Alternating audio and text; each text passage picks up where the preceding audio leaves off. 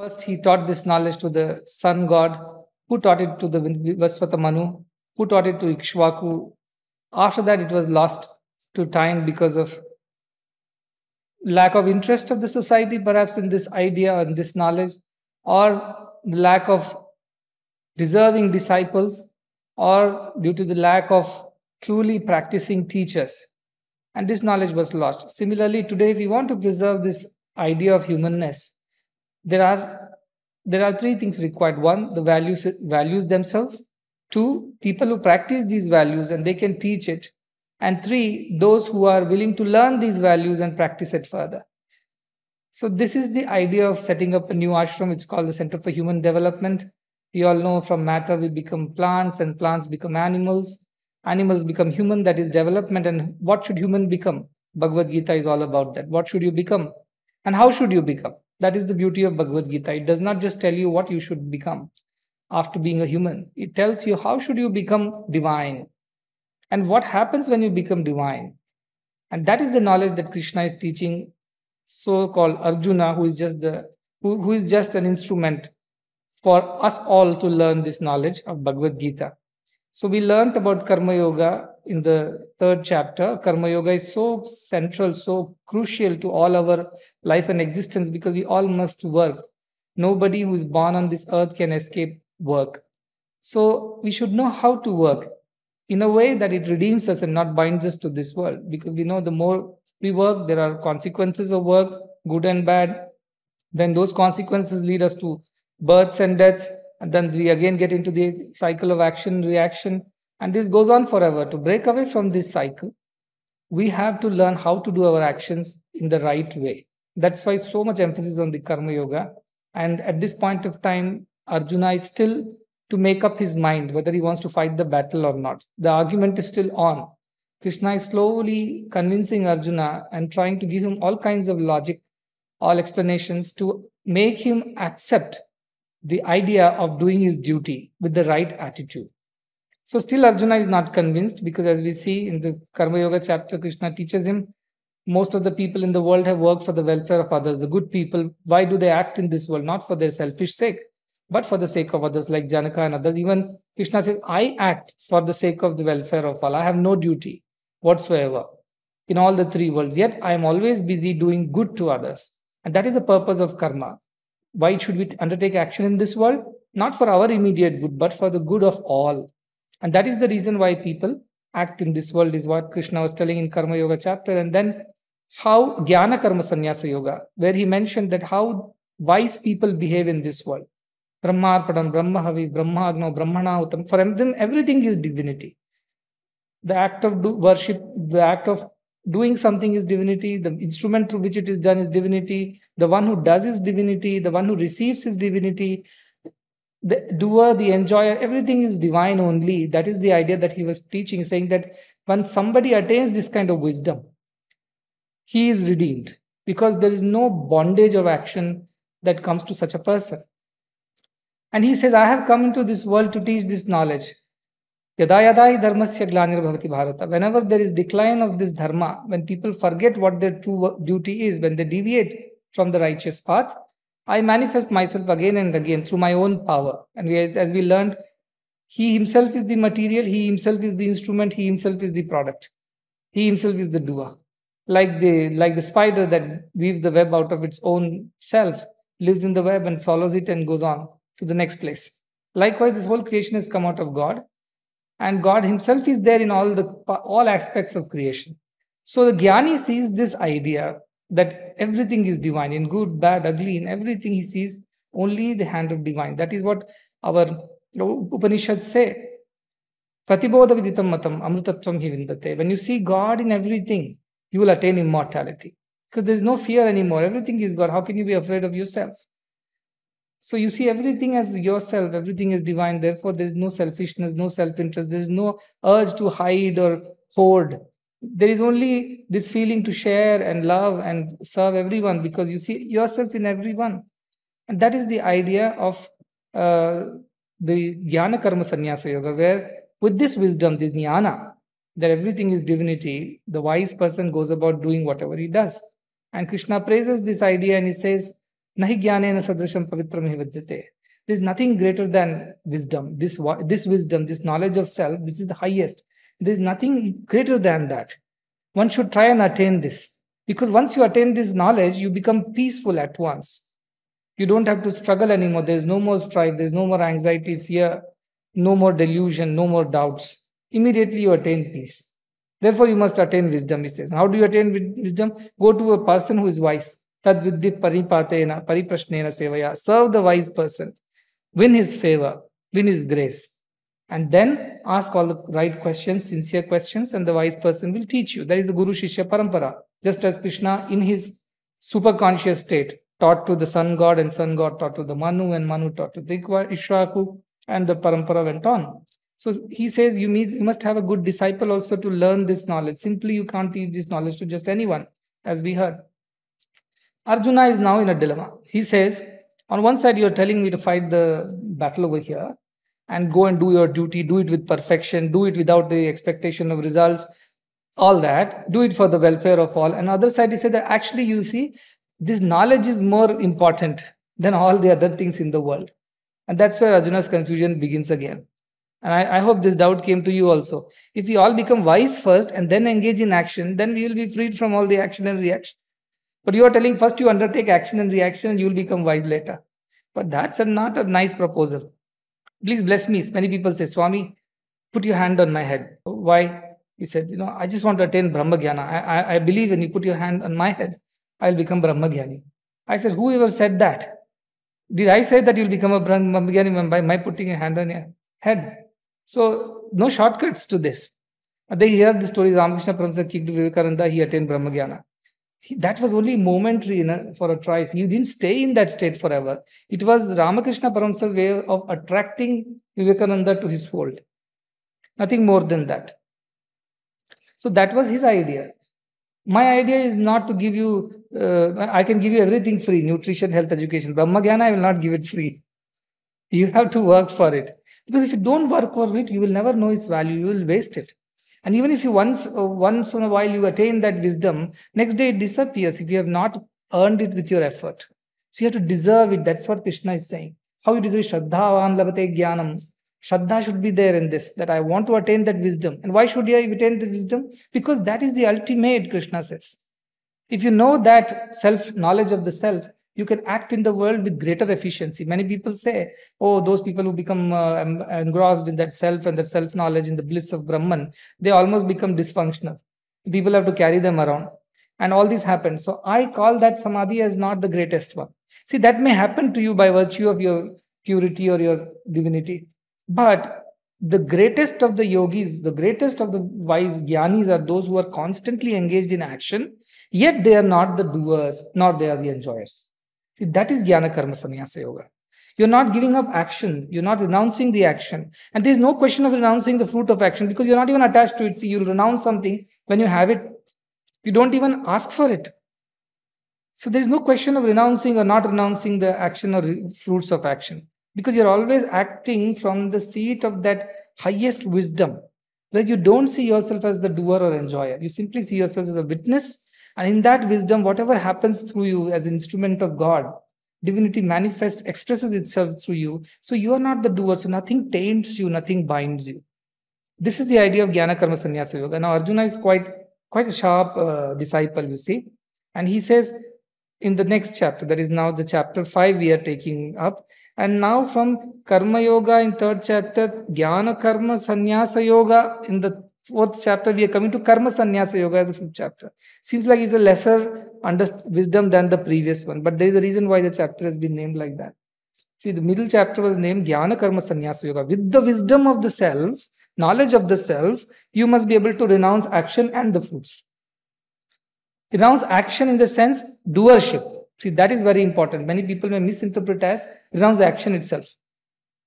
We should not do. No, that is not. Inaction is not permitted. Krishna says inaction is not permitted. Ma akarmana. That also should not do. You become inactive. That is not right. But you should not be the doer. How to attain that state of non-doership? We do a little and we look around. Has anybody seen us doing this good? Or can somebody acknowledge us? Anything that little good we do, we look for acknowledgements, a pat on the back. And somehow you want everybody to know about it. The same applies to when we do bad, we hope and pray. Nobody knows. Because we want to raga dvesha. That is our problem. We are attracted to certain things, we are repelled by certain things. So all life goes in running towards the things that we like and running away from the things we don't like. That is what Vivekananda says. Man first creates things and then he either runs towards it or runs away from it. This is what he does all his life. So this duality does not exist for the jnani. That is the idea. Now Arjuna's question is very genuine, and he says, "Oh Krishna," in the 5th chapter, which is Karma Sanyasa Yoga, Krishna wants to dispel this ignorance of Arjuna, that acting for the sake of duty and renouncing the fruits of action because of the wisdom that you have are not different things. At the end, all this is one only. And that is the question Arjuna is asking now. He says, Sanyasam karmanam Krishna punaryogam cha shansasi yachrayam etayorekam tanme vruhi sunishchitam. Krishna, please tell me clearly once for all, please. You keep coming up with new concepts and you're kind of confusing me. That's what it sounds like. He says, you mentioned just now, this sannyasa is better than karma yoga. Karma yoga means do actions for the sake of action and give up the results. And sannyasa here, when he mentions, it is not truly, it is jnana karma sannyasa he's mentioning over here. Jnana karma sannyasa means naturally you become a sannyasi or renunciate out of the wisdom that you have developed. So he's saying, should I follow the path of wisdom, jnana, so that I become jnana karma sannyasi? Or you are telling me to follow the path of karma yoga? And both you want me to do. You want me to fight the battle right now, which is karma yoga. At the same time, you praise that if you become wise, then it is much better. Then all your actions don't bind you. But Arjuna knows I'm not wise, I'm otherwise. So I have to know which is the better path. Should he become jnani first? And then we'll come and fight the battle. Let us pack and leave. See, all the time that is going on in Arjuna is how to escape this battle. So he's almost telling him, you have just now praised all these jnana. Become a wise person, then nothing binds you. Now, on the other side, you tell me, no, you can't run away from the battlefield. You have to fight the battle now and here. Not tomorrow, day after. You can't postpone it. So tell me clearly which one is the greater one. And Krishna knows his doubts. And he says, Krishna Shri Bhagavanu Vacha, Sanyasa Karma Yogascha Nishreyasa Karav Bhav Tayostu Karma Sanyasat Karma Yogo Vishishyate. See, what should be the answer you think Krishna should give? Yeah, why wisdom is better. Let's all go and pack up everything, go to Himalayas and sit and meditate. And when we become jnanis, we'll come back and fight the battle. Anyway, all this is Maya. How does it matter? No, Krishna says both are right paths only. You take to the path of wisdom first or they take to the path of action. Both are right. Both will take you to the same destination.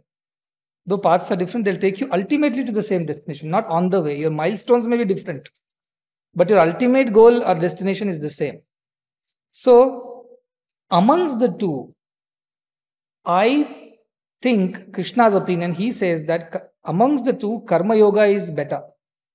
Oh, imagine Arjuna's plight. I thought, now I can catch Krishna and say, Jnana is better, let us go. Amongst the two, karma yoga is better, he says, than the Jnana yoga. Means when he says here Sanyasa yoga, he actually means Jnana yoga or Sankhya yoga, which is the previous chapter, Jnana Karma Sanyasa, that wisdom. So he says the path of wisdom is Jnana yoga is good, Karma yoga is also good, but amongst the two, I prefer Karma yoga. And now we're back to square one. So Arjuna says, okay, I have to fight the battle. There's nothing doing. No?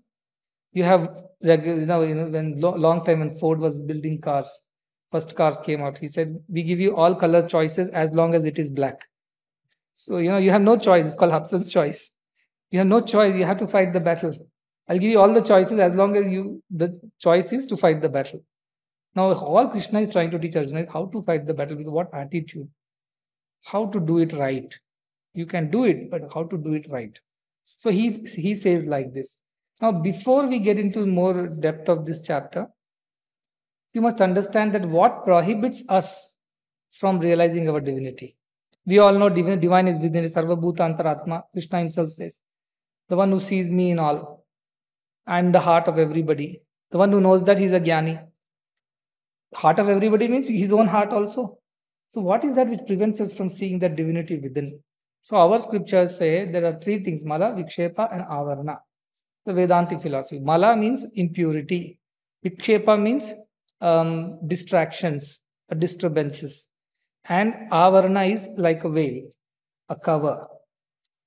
Think of the example of a mirror. So you want to go and see your face in the mirror, but the mirror is covered with a lot of dust and dirt. You can't see it. That is mala. Now clean up the dust and dirt, but the mirror is shaky. No, it is moving. Then you can't see your reflection correctly. So that is the disturbance of vikshepa. So you have to steady the mirror to see your face. And if the mirror is covered by a cloth, you can't see yourself either. So you have to remove the cover, and then you can see your face and do all the makeup that you want to do. So these three things are the ones which come in our way in realizing our divinity. Mala is impurities. To me, impurities are selfishness. I and mine is the impurity that we suffer from. The moment we get rid of these two, we are better. But then impurity is not enough. Mind should be steady also, because mind can get distracted.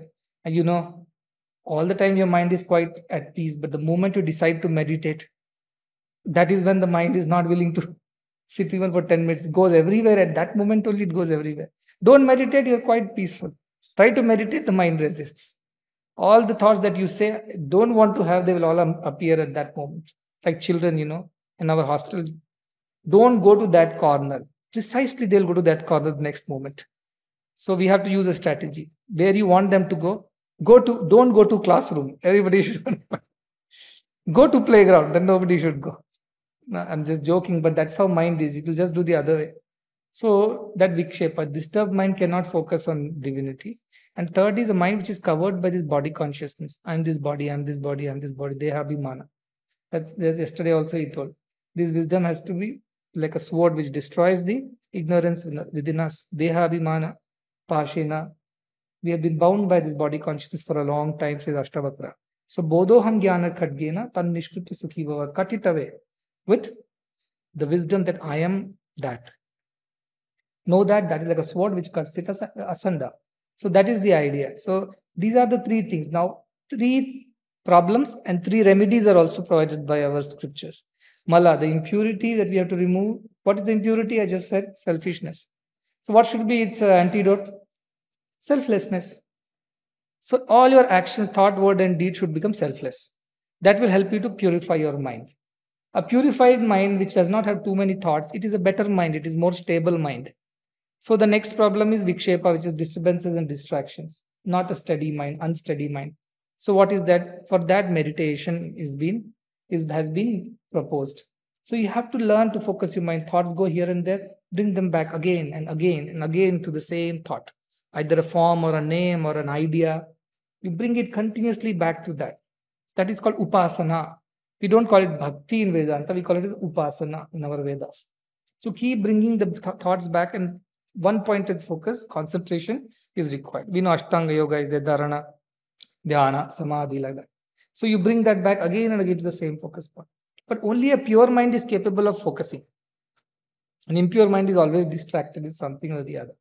So that is the second thing, so upasana. And the third problem is avarana, the veil, the body consciousness. So what is the solution for that? Jnana, they say. This wisdom that I am Atman, I am not the body. That is the third thing. So these three parts are always there, but they have their own reasons why they are. And Shankaracharya very nicely summarizes the whole thing. He says, Karmani chitya shuddhyartham ekagrartham upasana mokshartham brahma vidyayam iti Vedanta dindima. For purification of mind, the first problem, mala, do actions which are selfless. This is his solution. After your mind is a little pure, you are able to meditate better. Then now start meditating to steady your mind. Meditation, upasana, ekagrartham. For concentration, you must meditate. You have 100 things to going on. Now focus on one form and name. That is meditation, that is upasana. You like one form of God, you become a devotee, or you like one thought, aham brahma sarvam brahma. Go on meditating on that. So you focus your mind onto that. That is upasana. But for moksha, which is the ultimate goal, dharma, artha, kama, moksha, you must practice jnana yoga, atma vichara. Who am I? Who am I? Who am I? Am I the body? Am I the mind? But they change, they come and go. But Atman is always the same, should not change. So you go on analyzing like this, and slowly you start realizing the truth that you are the self which is unchangeable, indestructible, and not the body and mind, which keep changing. So this is what the wisdom ultimately you must attain, and that is moksha. But to attain that, you must go through this process. How can you sit and meditate on the thought that I am divine to develop that wisdom if your mind is so distracted? So upasana is required. Meditation practices are required. How to meditate when your ugly thoughts are going on in your head? So purify your mind first. Remove unnecessary, unwanted thoughts. Therefore, for that, engage in action. Why do I keep our people so busy morning till evening? For purification of their mind. Chittasya shuddhaye karma na tu vastu palabdhaye vastu siddhi vicharena na kinchit karma kotibhi viveka chudamani. Shankaracharya says. The only way to attain moksha is through Atma Vichara. By doing crores of activities, you cannot attain moksha. Then again back to this. That's what Arjuna is saying. So let me go and meditate and become jnani, and then I'll come back and fight the war. But is he ready? Arjuna, is Arjuna ready? Has his purity of mind been attained? Is he able to still stay steady? Just now, 3 chapters behind, he was telling, my throat is drying, my hands are shivering, I can't think properly, I don't know what to do. Is his mind pure if he cannot see good and what is right and what is wrong? So he's not ready. So many people tell me also, please bless us with Brahmagyana. How do I bless you with Brahmagyana? I always say, if a high voltage current passes through a low capacity wire, it will burn the entire place. Or if a pot which is not yet fully baked and kind of become totally dry, if you pour water into it untimely, earlier than it can hold, it will break into pieces. Likewise, Brahmagyana cannot just happen to you if you're not capable of handling it. What is the capacity to handle it? Your mind should become pure and steady. That is the capacity to handle Brahmagyana. If your mind is not pure and steady, you cannot handle Brahmagyana. Many people lose their mind. We have seen people who go for this path of heavy austerities and they want to attain wisdom, but they are not totally prepared and they go mad. It happens. They develop a lot kind of sicknesses, all kinds of mental, get deranged. It all happens because they are not ready for it. So you must have the patience in spirituality. That's what I was saying yesterday. Somebody asked. I was telling, see, for getting a university degree, you have the patience to study continuously for 15 years from your first class till degree. But for getting Brahmagyana, you want it in there 20 minutes of meditation or one visit to Muddenhalli. All these are the wrong conditions we put in front of God. This is not. You must come as a sincere disciple, Shraddhavan. Put your efforts. Tatparaha, Samyatendriyaha. Your senses should be under control. Your mind should be under control. You should be ready and eager. Then Brahmagyana will come to you. So this is the idea. Like Shirdi Baba, one man comes, a rich man. He wants to attain Brahmagyana. I want Brahmagyana. Shirdi Baba needs 5 rupees. He says, please go and ask Nandu if he's having 5 rupees. We ask Shama if he has 5 rupees. This fellow is sitting there, but not willing to take out one note and give him. At the end, you have Brahmagyana in your pocket, he says. Shirdi Baba teases him. You don't want to give up anything and you want Brahmagyana. How is it possible? So that is the idea, that Arjuna is to be ready. So now Krishna is saying, yes, there are 2 paths. Path of wisdom, where people renounce all the activities, become monks, roam around without any obligations whatsoever, and their only focus is to think of God. That is one path. We all know that a lot of saints and sages have done that. On the other side, there is the regular path. You become a brahmachari, the student, then you become the grahastha, householder, then you become a vanaprastha, forest dweller or a hermit, and then you become sannyasi, which is a renunciate. Everybody has to become sannyasi. That is the final step. But our scriptures allow you to become sannyasi even early if you are ready for that. Like Shankaracharya sought the permission of his mother and embraced sannyasa at the 8th year. Or like Vivekananda took sannyasa. So many people have taken sannyasa, but they were ready for it. And that readiness came bahuni me vatitani, janmani tavacharjana. For many births of readiness is that. Not in this birth, just like that. So that readiness, who knows? Guru knows. So don't pester Guru unnecessarily. He knows. So you do what he has asked you to do, and he will guide you and give you what you deserve at the right time. So that is the idea. Krishna is the Guru here. And Arjuna is the Shishya, disciples. Krishna is gradually teaching Arjuna, yes, two paths are there. Wisdom path looks very attractive, but to me, Karma Yoga path is better.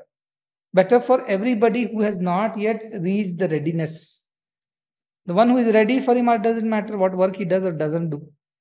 But for those who are in the duality still, we can't talk about non-dual ideas. Many people say like that. They are living a dual life, but they talk about non-dual Advaita philosophy as per their convenience. That should not happen. So now you understand there are three paths: karma, upasana, and jnana.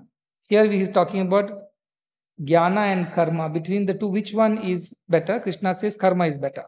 Karma yoga is better. Why? Because he goes on to say, because in the karma yoga path, the purification of mind is most important. Without that, we can't proceed further.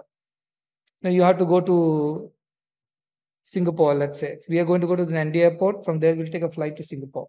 Now, if you tell me how to go to Singapore, I'll tell take a taxi to Nandi. From Nandi, you take a flight to Singapore.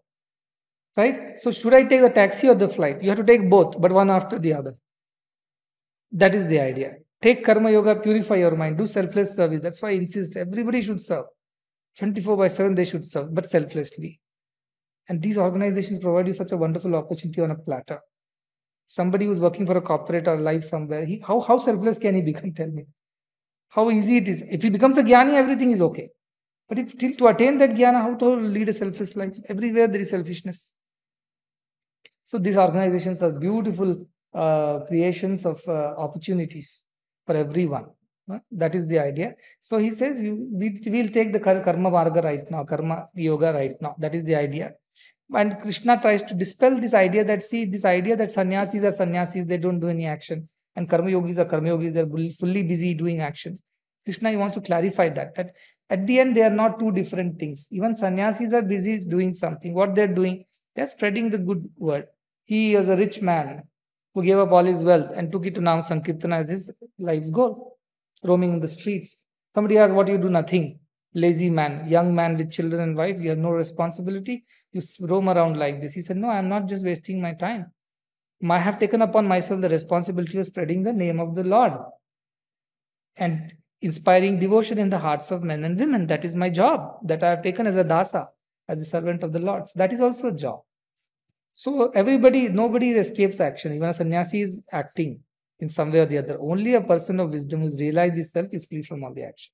Even though he does action, nothing is done by him.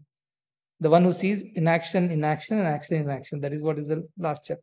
So Krishna is saying in the third shloka, Geyam sa nitya sannyasi yona dveshti na kankshati nirdvando hi mahabhavo sukham bandhat pramuchyate. He says, know that he alone is the true sannyasi. Sannyasi doesn't mean wear the ochre robe, shave off your head and take kamandalu mala and roam the streets or run away to Himalaya, sit in a cave. No, have no child and family. No, he says true sannyasi, nitya sannyasi. So at all times is detached. Who is that? Na dveshti na kankshati, who does not hate anybody, does not desire for anything. He is a true sannyasi. Nirdvando, he is free from duality, likes and dislikes, good, bad, success, failure, all the dualities, because the world is about duality. So he is beyond all the dualities of the world. Such a person easily gets rid of all the bondages. He is a true sannyasi. It means even if you are a sannyasi and you have not developed this, sannyasi means the one who is wearing an ochre robe and taken to this path. But he is not having this, then how is he going to be called as true sannyasi? So true nitya sannyasi is the one who's beyond duality. So can that be a person of grihastha? Yes, because mind-wise he's already given up. Janaka. Janaka is a king, father of many children, and a wife. He has a wife, he has a kingdom to rule. But in his mind, he becomes sannyasi. Why? Because he's not attached to anyone. That is the idea of guna sannyasa, it's called. Not karma sannyasa, guna sannyasa. Your mind should become a sannyasi mind. Body can continue with whatever activity you're doing. So Krishna is a yogi, despite having so many wives and children and all that. He's absolutely in control of mind and senses. He's absolutely established in the self. He's a sannyasi. So Krishna is saying such person alone can be truly called sannyasi, who at all times is beyond dualities.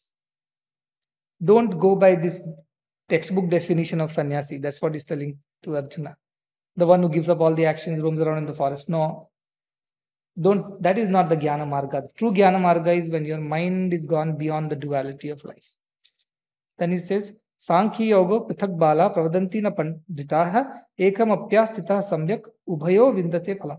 He says that, see, Sankhya Yoga means this yoga of wisdom, Jnana Marga, and Karma Marga are separate things. Who says it? Bala. Immature people say it. But Panditaha, the men of wisdom, never differentiate. They say everything is okay, everything is right.